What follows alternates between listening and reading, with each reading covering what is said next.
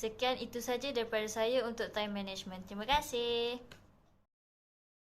Kita teruskan dengan exercise. Nowadays kita tak ada banyak masa nak pergi ke gym untuk workout. Lagi-lagi waktu PKP ni memang tak boleh nak keluar langsung lah. But tak apa, kita boleh workout kat rumah walaupun tanpa tools. Kita boleh still burn calories and build muscle lah. And kena ingat, consistency is the key lah. Jangan buat separuh jalan. Untuk fitness kita ada 5 elemen. Yang pertama, warm up. Warm up ni kita boleh lari setempat ataupun siapa yang ada laman tu boleh slow walk lah. Yang kedua, cardiovascular, aerobic. Untuk cardiovascular, kita boleh lari setempat dengan lebih laju ataupun buat aerobic lah, macam jumping jack. Yang ketiga, strength building, simple as squat, push up and abdominal crunches. Yang keempat, flexibility move seperti floor stretch or yoga pose. Yang kelima atau yang terakhir, cool down. Cool down should be similar to the warm up. Biasanya warm up buat dari atas ke bawah kan, tapi cool down kita buat dari bawah ke atas. Dan yang paling penting, kena warm up dan cool down setiap kali nak exercise. Untuk yang baru nak mula exercise, boleh cuba untuk target 30 minit cardiovascular exercise at least 3 kali seminggu dan 20 ke 30 minit strength work 3 kali seminggu juga. Mungkin make sure strength work tu cover all major muscle part macam upper body, lower body, abdominals and back. And tak kisahlah exercise apa pun yang kita buat, pastikan untuk start slowly dan naikkan intensity workout tu kalau korang dah selesa. Contohnya sebelum ni kita buat 5 set dan badan kita selesa, kita boleh naikkan ke 10 set. Paling penting jangan paksa badan. And workout kat rumah ni memang best, tapi ada juga distraction lah. Contohnya phone, anak-anak kalau yang dah berkeluarga dan internet lah, yang ni paling distract. Untuk elakkan dari diganggu, kita boleh exercise pada waktu pagi. Waktu pagi ni kurang gangguan. Contohnya yang ada anak tu mungkin anak-anak tak bangun lagi, yang main phone mungkin kawan-kawan dia tak ajak lagi nak main game atau sebagainya. Seterusnya saya akan kongsi beberapa tips untuk yang exercise di rumah. Yang pertama, cuba challenge yourself untuk elakkan bosan atau boleh cari partner untuk exercise sekali. Yang kedua, schedule your workout. Have a plan. Contohnya hari apa nak workout, pukul berapa nak workout dan hari apa untuk rest. Dan yang ketiga, set goals. Macam hari ni nak burn berapa calories dan bila dah capai goals tu, kita reward diri kita. Dan yang terakhir, kita jadikan exercise sebagai satu benda harian. Macam kita makan, minum, tidur.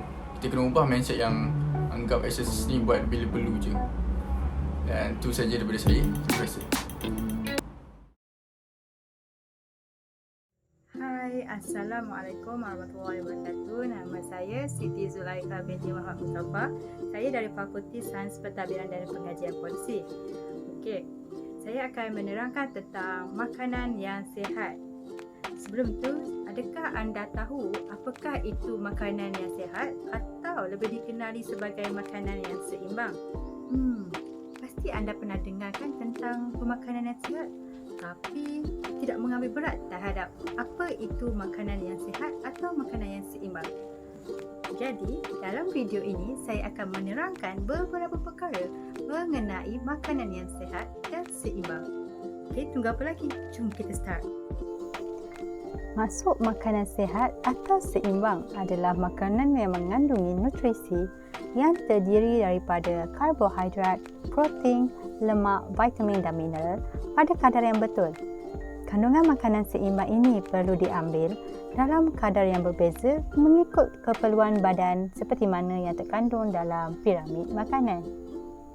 Antara ciri makanan yang sihat adalah yang pertama, mempunyai komposisi yang seimbang. Yang kedua, mengandungi serat yang cukup. Yang ketiga, matang atau masak. Yang keempat, tidak ber-MSG. MSG kebiasaannya ada di dalam Ajinomoto. Sekiranya anda ingin meletakkan MSG di dalam masakan, ianya tidak salah, tetapi jangan sampai berlebihan kerana ia dapat mengundangkan penyakit. Yang kelima, mengandungi sedikit kandungan garam. di dalam masakan. Yang keenam, sedikit minyak ketika menggoreng. Seperti yang kita tahu, minyak yang berlebihan boleh mendatangkan lemak dan menyebabkan kolesterol dalam badan kita. Yang ketujuh, sedikit bahan pengawet. Okey, kita teruskan dengan kebaikan makan makanan yang sihat dan seimbang. Antara kebaikannya adalah yang pertama, dapat membekalkan zat dan nutrien yang cukup kepada badan. Yang kedua adalah dapat mengurangkan risiko menghadapi penyakit. Sebagai contoh, kencing manis. Apabila pengambilan gula yang berlebihan di dalam badan dapat menyebabkan kita mendapat penyakit kencing manis. Manakala pengambilan garam yang berlebihan dapat menyebabkan kita mendapat penyakit darah tinggi dan sebagainya. Yang ketiga, dapat memberi kesihatan mental yang stabil pada diri seseorang.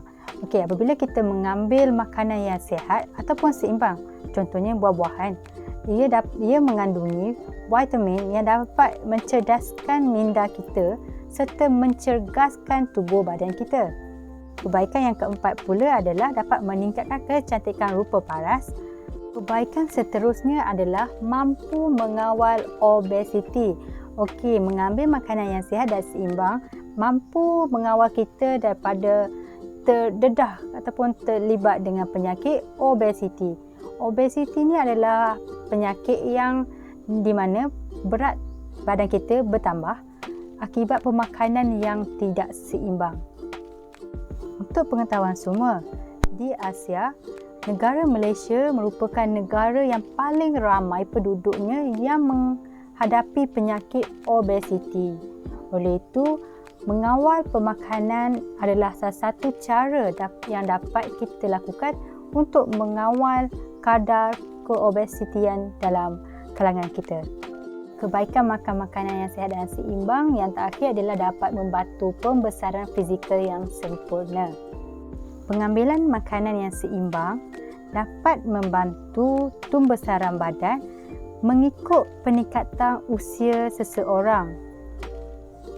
Oleh itu, mengambil makanan yang sihat dan seimbang sangatlah penting untuk mengekalkan tenaga dan memberi banyak manfaat kepada tubuh badan seseorang. Dapat sesuatu? Kalau dapat, kita teruskan dengan poin seterusnya iaitu piramid makanan. Adakah anda tahu apakah itu piramid makanan? Jom kita tengok. Piramid makanan ialah satu carta yang membantu kita untuk merancang pengambilan jenis-jenis makanan dan kuantiti makanan yang sesuai untuk kita ambil setiap hari. Piramid makanan terbahagi kepada 4 aras, iaitu aras yang paling bawah adalah aras 1 yang merupakan sumber utama karbohidrat yang membekalkan tenaga sebanyak 50% hingga 55% dari jumlah tenaga harian kita. Antara contoh makanan yang mengandungi karbohidrat adalah nasi, mi, bijirin dan ubi-ubian. Makanan tersebut merupakan sumber yang baik untuk vitamin, mineral dan serat kepada badan.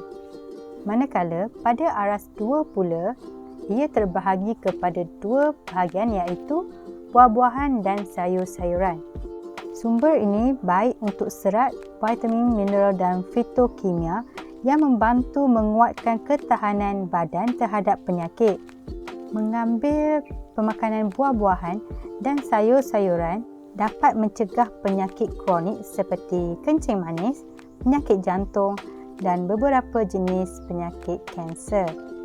Antara buah-buahannya adalah pisang, strawberry, orange, apple dan sebagainya. Manakala untuk sayur-sayuran pula, kita boleh ambil tomato, lobak, kobis, jagung dan sebagainya. Manakala pada aras 3 pula, ia juga terbahagi kepada 2. Aras 3 merupakan sumber yang baik untuk protein yang diperlukan untuk tubuh badan. Ia juga kaya dengan vitamin B, zat besi dan zinc. Antara contoh makanan pada aras ini yang mengandungi protein adalah ikan, ayam, itik, daging, ataupun kekacang. Manakala produk tenusu dan susu juga terletak pada aras ini. Ianya tinggi protein, kalsium dan pelbagai jenis vitamin dan mineral seperti vitamin A, vitamin B12, riboflavin dan zinc. Susu membina tulang dan gigi yang kuat bermula dari usia kanak-kanak. Ini juga membantu mengurangkan risiko osteoporosis iaitu penyakit tulang menjadi rapuh di usia tua. Manakala pada aras keempat iaitu ia berada di puncak piramid makanan itu. Ini bermakna makanan ini perlu diambil dalam kuantiti yang sedikit sahaja.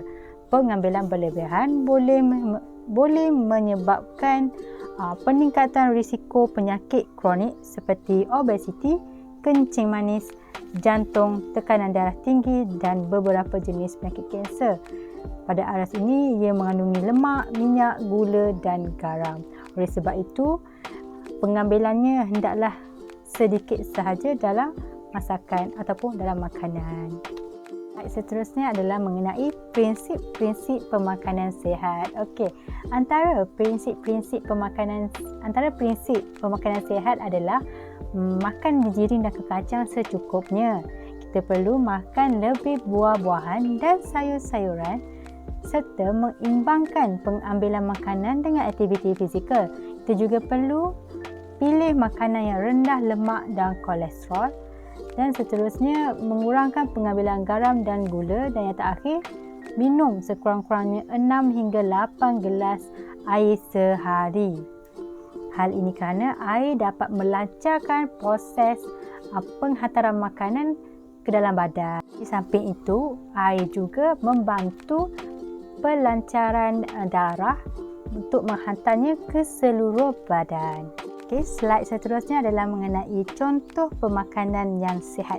Okey, antara contoh yang saya ambil adalah suku-suku separuh.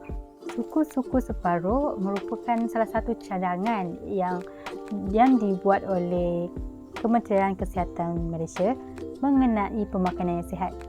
Okey, suku yang pertama iaitu pada dalam pinggang. Ia terbagi kepada 3 bahagian, iaitu suku yang pertama ialah jumlah nasi atau roti yang mewakili karbohidrat. Suku yang kedua pula diisi dengan sumber protein seperti ikan, ayam, daging dan kekacang. Manakala untuk yang separuh pula, ia merupakan yang paling banyak diisi dengan sayur-sayuran dan buah-buahan. Hal ini kerana sayur-sayuran dan buah-buahan mengandungi vitamin yang banyak dan dapat membantu kecergasan tubuh badan kita dan dapat membantu dapat memberikan tenaga kepada tubuh badan kita. Seperti yang kita tahu, sayur-sayuran dan buah-buahan juga mengandungi vitamin yang tinggi dan membantu tubuh badan untuk melawan sebarang jenis penyakit. Okey, pada gambar rajah tersebut anda dapat lihat contoh jadual waktu makan, jenis makanan dan jumlah kalori yang boleh diambil oleh seseorang. Okey, apabila kita dah membuat jadual tentang pemakanan harian, kita juga perlu mengetahui cara untuk mengira kalori makanan. Kita dapat 2 formula bagi lelaki dan satu lagi bagi perempuan. Jadi, pengiraannya adalah macam ni. Okey.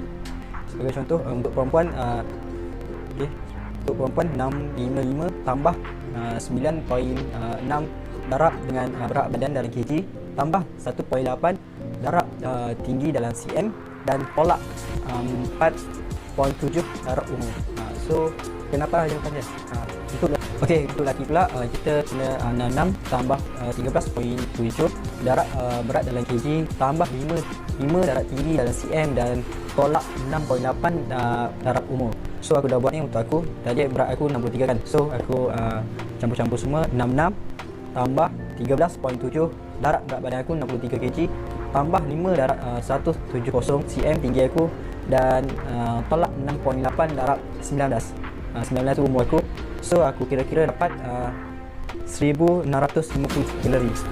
Yang tu 1650 kalori tu yang aku perlu makan setiap hari untuk melakukan aktiviti seharian yang badan aku perlukan. Okey, itu merupakan bahagian terakhir daripada saya. Kita akan teruskan dengan pemakanan yang tidak sihat pula.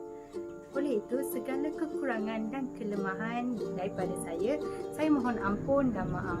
Moga kita berjumpa lagi. Assalamualaikum dan bye-bye. Lagi dengan pemakanan yang tidak sihat. Apa itu pemakanan yang tidak sihat? Pemakanan yang tidak sihat adalah satu pengambilan makanan yang mengandungi zat-zat yang tidak berapa baik jika diambil secara kuantiti yang berlebihan oleh seseorang individu. Ciri-ciri makanan yang tidak sihat adalah yang pertama, mengandungi jumlah gula yang terlalu tinggi di dalam sesuatu makanan. Seperti contoh, air minuman yang bergas, seperti contoh Pepsi, Coca-Cola, dah 100 plus. Makanan harian seperti kari yang diletakkan gula. Buah-buahan merupakan makanan yang berkhasiat, tetapi jika diambil dalam sesuatu kuantiti yang terlalu banyak, kuantiti gula di dalamnya akan bertukar menjadi lemak. Sebab badan kita hanya memerlukan kuantiti gula yang sedikit sahaja, maka yang lebih itu akan menjadi lemak lah. Bagi seseorang individu lelaki, 150 kalori ataupun 9 sudu teh gula, manakala bagi seorang wanita 100 kalori dan 6 sudu teh gula. Nombor ciri-ciri yang kedua adalah mengandungi bahan pengawet. Bahan pengawet ini seringkali diletakkan untuk memastikan makanan kekal lama dan juga segar. Seperti contoh, lilin yang ada pada Maggi, untuk memastikan Maggi itu tahan lama lah. Bahan pengawet yang lain pula seperti contoh adalah perwarna makanan. Perwarna makanan ini digunakan untuk menarik perhatian selera pemakan, sebab ia bagi nampak lagi cantik, jadi berselera lah pemakan. Sebenarnya dia mengandungi bahan-bahan yang berbahaya kepada badan kita. Nombor 3 adalah mengambil jumlah makanan yang melebihi had keperluan badan. Sebenarnya badan kita hanya memerlukan beberapa jumlah kuantiti sahaja. Seperti contoh, karbohidrat perlu diambil oleh seseorang individu 225 hingga 350 kg sahaja. Tapi kepada orang yang nak turunkan berat badan, sekurang-kurangnya at least 150 kg karbohidrat. Nombor 4, makanan perlulah mempunyai rasa yang tajam.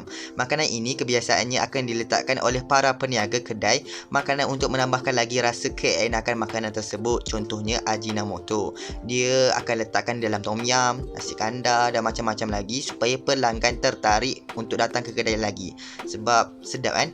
Mestilah orang datang. Tapi sebenarnya ia berbahaya kepada kesihatan. Seperti contoh, dia akan membahayakan kepada otak lah. Nombor 5, mengandungi bau yang tidak menyenangkan.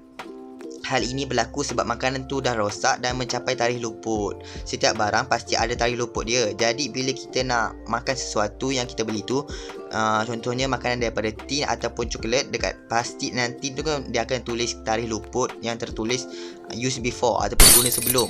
Lepas tu tarikh dia berapa kan. Jadi pastikan anda makan makanan sebelum tarikh luput dia. Kalau rasa macam tak nak makan lagi, janganlah membeli. Ia akan menjadi satu pembaziran.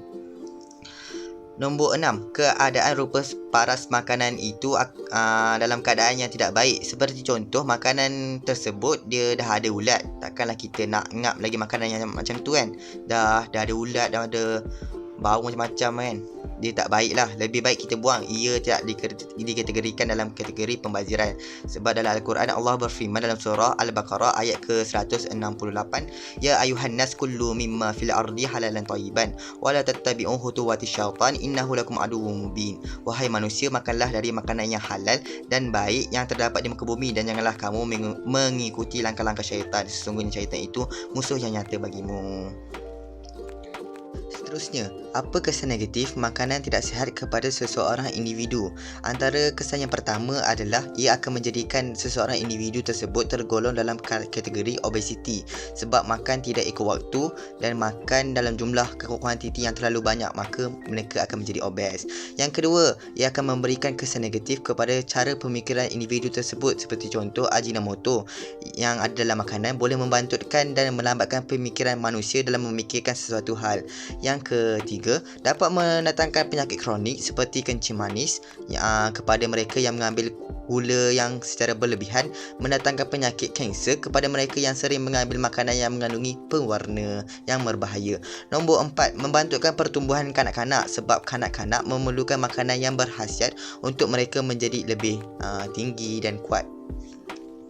Nombor 5, akan mengakibatkan kerosakan gigi. Contohnya makan gula-gula ataupun coklat, ia akan menyebabkan makanan tersebut makanan tersebut tersisa di gigi sehingga menghakis gigi tersebut. Nombor 6, akan mengurangkan produktiviti seseorang individu. Seseorang itu akan merasa malas untuk melakukan sesuatu aktiviti seperti contoh senaman, berfikir, sebab mereka telah makan dalam kuantiti yang terlalu banyak dan berlebihan. Itu sahaja daripada saya. Sekian, terima kasih.